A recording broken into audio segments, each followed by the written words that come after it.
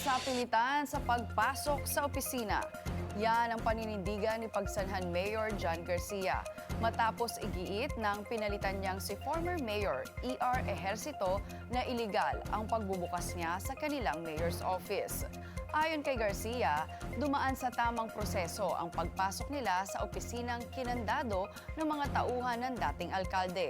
May pinadala daw silang sulat sa kampo ni Ejercito, gayon din sa PNP, DILG at iba pang mga tanggapan para maging witness sa nasabing aktibidad. Binigyan din rin ni Mayor Garcia ang karapatan niyang iokupa ang lugar bilang bagong alkalde ng bayan. Matapos rin na isapinal ng korte ang desisyon na kinakaharap na graft case ni Ejercito.